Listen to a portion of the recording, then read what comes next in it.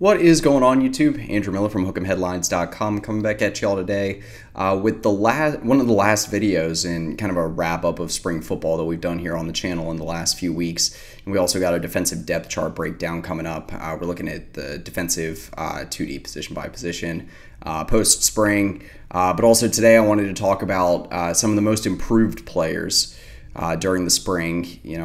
We've had about a month now since the end of spring ball to let a lot of these thoughts sink in and really think about what the depth chart could look like heading into the fall, including when summer enrollees get on campus here in a few weeks. But there hasn't been a whole lot of roster movement. We had a few portal departures in the final week of spring ball, guys like Brennan Thompson, Derek Brown, Jaden Alexis. I think Brennan Thompson was really the only guy that was going to be competing for a spot on the 2-deep that entered the portal. And even so, I think he entered the portal largely because he was behind the 8-ball in terms of competing for a spot on the 2-deep. We had the addition of Trill Carter. Yeah, he grad transfer defensive lineman. He was the sole transfer addition. So, yeah, like I said, a lot of the thoughts are going to be similar to what I've had in the past few weeks. But yeah, let's go ahead and jump into it. So the format of this video that I'm doing is going to be almost more similar to some of the articles I've done over at the site, where I'm going to look at some of the most improved players among the underclassmen, and then the upperclassmen. Also want to give a transfer shout out in this video, but I want to take a little bit of a different look between the underclassmen and the upperclassmen, just because this spring felt a lot different. The trajectory of a lot of these players in a good way felt a lot different than years past, just in the sense that player development seemed a lot stronger, and that there were some surprises in the way that some of the upperclassmen were able to compete for a spot on the 2-deep. But yeah, let's go ahead and jump into it. I'm going to start here with the underclassmen, some of which are true freshmen. But yeah, let's go ahead and start with the true freshman early enrollee linebacker, Anthony Hill Jr., former 5-star recruit out of Denton Ryan High School. I think that this was kind of a slow start to spring ball for Hill. I didn't hear a ton about him in the first, I would say the first week or two of spring practice, but really once you hit late March and then the first couple of weeks of practice in April, we started to hear more about Anthony Hill, that he was starting to get it. He was getting some of the first team reps at Sam linebacker and kind of rotating in at Will linebacker as well, but I think by the end of spring ball, he was definitely in a position to where it's just going to be hard to keep him off the field. Texas found I think they found a lot of different ways that he can be utilized as a playmaker in run defense, as well as just as a pass rusher from the Sam linebacker position. He's going to be a guy that's going to be making an impact right away, and I think can elevate this defense. That said, I think Hill really started to figure it out in terms of some of the areas of improvement. I mentioned this in the article I did, where I think some of the tweaks that he needed to make, and some of the strides that he needed to make coming into college, first was his ability to kind of hold his own in pass coverage, as well as contest space, because it's not always a given that a playmaking linebacker is going to be able to translate some of those highlight reel plays and some of those instincts into being more of a one-on-one cover guy. I think Hill showing that transition is not going to be as strenuous as some people might have thought, including myself. Next up among the underclassmen that I have here is B.J. Allen, second-year safety. A lot of these players you're going to see, they had this progression over the course of spring ball that was pretty remarkable. B.J. Allen is definitely one of those guys that I was a little bit concerned about, and we talked about this in past shows, where Allen started out the spring. There were even some individual and team drills where he was getting reps behind former walk-ons, but by the end of spring ball, he was a guy that I think was looking like he could hold his own, and really looking like he'll be able to compete for a spot on the 2-deep, maybe be able to push a guy like Keaton Crawford for a second team spot at safety in practice during fall camp. Heard about a couple of nice interceptions that B.J. Allen made in the latter weeks of practice. One of the interceptions he made its way onto social media I believe that was the final week of spring ball. But he was a guy we heard a lot of positives about in terms of his improvement, his ranginess, his instincts. in coverage in scrimmage settings, which is very positive to hear. That means that he's really starting to pick up on the little things, and as he started to work into team drills more, that he was advancing more than a lot of the other younger safeties or just younger defensive backs in general. In the last 3 weeks of camp, he really proved that he's still a guy that he can live up to that blue chip talent. He was a top 100 rated recruit in I believe the 2022 class for most of that cycle, and I think he's still on that path to being able to fulfill that talent. The next one up among the underclassmen that I have is sophomore running back Jaydon Blue. I don't think there's going to be a whole lot of people that are as high on Jaydon Blue's performance during spring ball as I am, but I just think that Blue made a lot of the necessary strides that he had to be able to kind of compete to stay in the thick of that top group among running backs heading into the fall. Texas doesn't have an established star at running back, like they had last year in the last couple of years, or even they had an established top two, having two running backs as good as Bijan Robinson and Rashawn Johnson. This year, Texas has a lot of good options, I think, in the backfield between C.J. Baxter Jr., Jonathan Brooks, Keelan Robinson, even Jaydon Blue. They moved Savion Red to running back. Obviously, he made a lot of noise this spring. Even Trey Wisner, that will be getting on campus here soon. There's a lot of talented and capable running backs in this backfield, and Blue had to do something to really separate himself this spring. He had a little bit of a tumultuous start to the offseason. You kind of had that portal saga with him a few months ago where it sounded like he was getting paperwork ready, and then kind of midday decided not to enter his name in the portal. And really since then, sounds like he's made a lot of positive strides that, I keep hearing about that he's showing more maturity.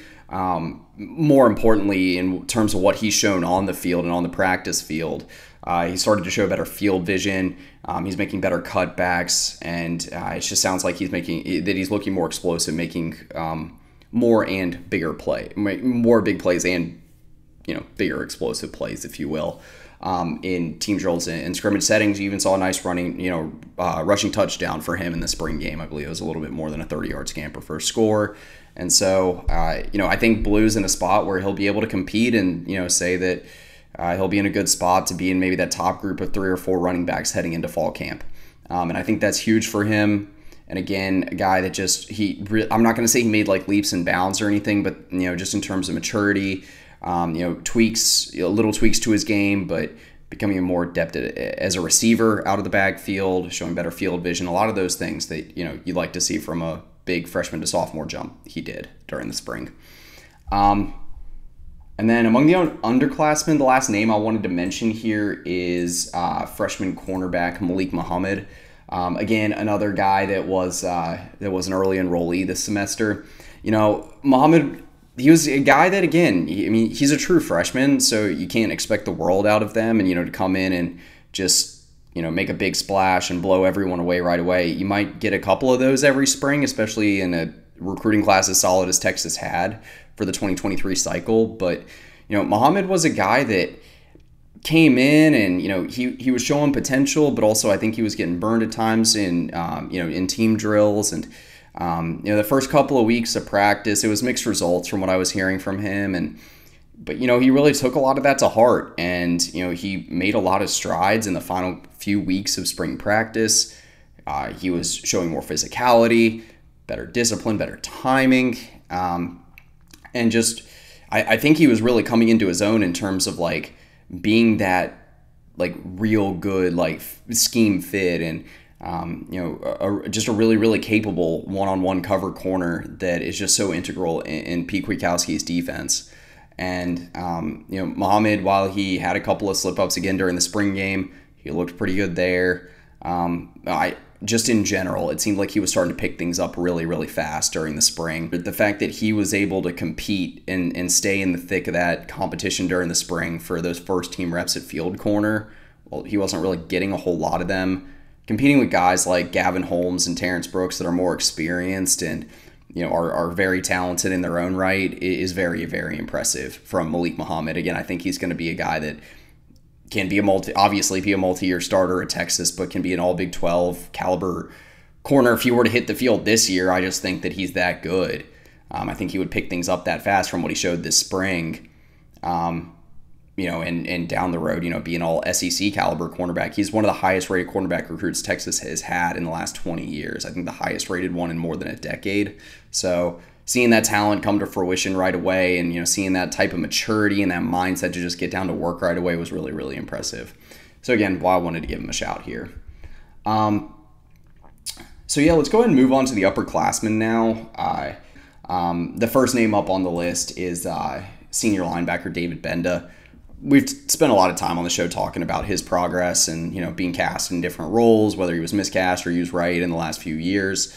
I'm not going to spend a whole lot of time on that here, but I just wanted to give him a shout because he was a guy heading into the spring that I think a lot of people had penciled in to potentially lose a position battle at linebacker to Anthony Hill, where I think Gbenda did enough to say that he deserves first team reps with the linebackers heading into fall camp. He's doing better in terms of holding his lane assignments, picking up plays, just finding the football, getting to the football. And also he's doing a little bit better in pass coverage. I think that's still going to be something to watch for him heading into the fall. But, this is a guy that's really taken it on into his own shoulders really since last fall to, continue to get his body right, to get down in the film room and really figure out where he can best succeed in a role that maximizes his pretty insane physical tools. He's a guy that is still very, very athletic, one of the most physically gifted linebackers Texas has in 2023. And, the fact that it seems like he's finding that right role now. I mean, it took a long time to get there. He's been on campus, I believe this is his 6th year now, but, the fact that he's finding it now could be huge for Texas because there were depth concerns at linebacker at the outset of the offseason. And having guys like Gbenda and Hill show out this spring the way they did, and I think it alleviated a lot of those concerns. The next upperclassman that I have on the list is Christian Jones, senior offensive tackle. This is another guy that, while it didn't take as long for him to settle into his starting role as it could be for Gbenda this year, Jones was a slow starter on the 40. It really took him until last season to have a consistently proficient year, not just in run blocking, where that's always kind of been his strength, but also in pass pro. Down the stretch last season, him and Kelvin Banks were, I think, the best 1-2 punch at offensive tackle and pass pro in the Big 12. I posted a stat on the site on the Twitter page for the site today that in terms of PFF pass blocking efficiency rating, which is kind of their own signature stat that measures, just basically a weighting from pressure to hit to sack compared to the amount of snaps you take in pass pro, what your effectiveness rating is. And Christian Jones and Kelvin Banks were 1-2 in the second half of last season in the Big 12 among offensive tackles. And again, I think that shows a lot about Christian Jones's progress here in the last couple of years under Kyle Flood. And from what I heard, he just continues to consistently get better. He's getting stronger is what I've heard quite a few times now. And, I think he's going to be a guy to watch, not only as an all Big 12 caliber performer this fall, but someone that, really can prove himself maybe as a potential interior offensive lineman for the NFL draft, because he'll run out of eligibility next year. But, for the time being, I think it's huge that not only did he solidify his starting job. There were a lot of people, myself included, that thought that Cam Williams could push him during the spring. He put that conversation to bed within the first couple of weeks of spring practice.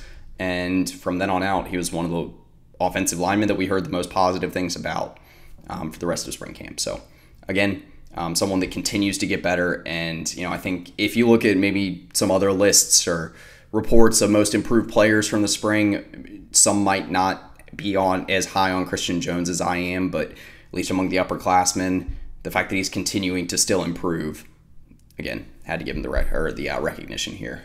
So next name up on the list is Georgia transfer junior wide receiver A.D. Mitchell. I wanted to give some transfer shouts here because it doesn't necessarily mean that you're improving as an individual player by finding your role and settling into the system at a new college, as A.D. Mitchell did, transferring to Texas from Georgia this offseason. But I think that the fact that A.D. Mitchell was able to settle in so quickly and show what he could do, I think in this offense, in this scheme, within the first couple of weeks of practice, says a lot about how good he could be. But I also think that, he really kind of found his sea legs, if you will, in the first few weeks of spring ball. Sound like him and Ewers have a pretty natural connection. We mentioned it a lot on the show, and I'm sure a lot of Longhorns fans know this, but giving Ewers higher release point, and it's more natural for him to find bigger-bodied wide receivers. Put touch on the ball where they can only go up and get it, but at the same time, he's got a high release point in his throwing motion. And so it favors guys like A.D. Mitchell, like Isaiah Nayor, like J.T. Sanders. Some of these guys that can win these 50-50 battles, but, again, that when Ewers lost it up there, they can only get it. And so, we saw during the spring game, heard about it during open scrimmages, what Mitchell is going to be able to do, not only as a guy that can win those contested 50-50 balls on the boundary, but can also be a really explosive threat in the intermediate and the short passing game on the outside. And, someone that can be a deep threat as well. He's got those wheels. He showed that at Georgia in the last couple of seasons. So, again, someone that settled in really nicely, I think did get better. And I think the improved chemistry between him and Ewers as spring camp progressed is the reason why I had him on here. And, I mentioned it earlier in the video that I wanted to give a shout here to another transfer, and he does fit into the bucket of the upperclassmen here. I believe he's a redshirt junior, or to-be redshirt junior. It's Gavin Holmes, the Wake Forest cornerback transfer. Holmes is a guy that, kind of came into a position battle right away. He was trying to push Terrence Brooks for the first team reps at field cornerback, and coming into the spring, there was some buzz that he was going to be able to knock Terrence Brooks off, and he was getting the first team reps at field corner for a lot of spring practice. By the end of spring camp, it sounded like it was kind of back to more of a 50-50 sort of thing, and I think Brooks and Muhammad are going to continue to duke it out at field corner for those first team reps heading into fall camp, probably giving the edge there to Holmes and Brooks just from experience and from the way that the reps were divvied out in spring ball. But from what I heard about Holmes, he was a guy that, again, another guy that started to settle into his role really nicely, that in terms of like high effort players, that he was one of the guys that was catching the eye of the coaches right away. And, heard that he was playing through an injury or two, which that's something that's going to be something to monitor heading into the fall. But, it really just shows how much, again, I'll say high effort, but just how much he's putting into this position battle and, earning these reps and, earning the respect and recognition of his teammates and the coaches. That will go a long way to him also, finding his right role within the defense and, really just making the secondary better. I've said this a lot, but I think the secondary is the strongest position group. I won't say on either side of the ball because I think that probably belongs to the wide receiver room, that title of best position group. But otherwise, I think secondary is very, very strong. Specifically at cornerback, I think Texas has 4 or 5 guys that are all starting caliber players. You got Ryan Watts, you got Gavin Holmes, Terrence Brooks, Malik Muhammad. That's not to mention other guys that could be cross-trained or coming into the fold. I didn't even mention Austin Jordan, guy that also made a lot of improvements in his own right this spring, cross-training at boundary corner and nickelback. So, Texas has a really strong group here. And, being able to add a guy like Gavin Holmes that I think people might not have given enough credence to him having to play a little bit of a different role. He was a guy that, played off quite a bit, soft coverage at Wake Forest. I've mentioned this on the show before, but he was targeted deep quite a bit. At Wake, he was one of very few cornerbacks around the Power 5 that had an average depth of target last season of more than 17 yards. And so, I think you saw during the spring, heard about that, and just knowing, what his role at field corner could be. He's going to be playing a little bit closer to the line of scrimmage, maybe more press and bail techniques. And, that, again, in and of itself, while he showed that those parts of his game could be strengths and were strengths in the last couple of seasons, that, he's going to be a guy that's moldable and, adjusts pretty quickly. So, again, I think that Holmes is going to be a guy to watch, that if he's CB1 at the field corner spot heading into week 1 against Rice this fall, it wouldn't surprise me in the slightest. Granted, Terrence Brooks, again, and Muhammad are very solid cornerbacks, and I think they're going to give him a run for his money. Any of these guys, I think, any of these guys I think can be a starting caliber corner for Texas this fall.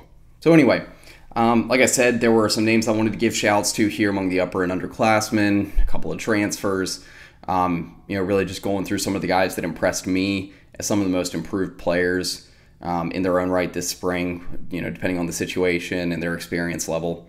But yeah, and like I said, we'll be coming back with a video here in the next few days. Tark, Shane, and I breaking down the defensive depth chart and breaking down those position by position spots on the 2D. But anyway, for Andrew Miller at Hook'emHeadlines.com, that's pretty much it. Welcome.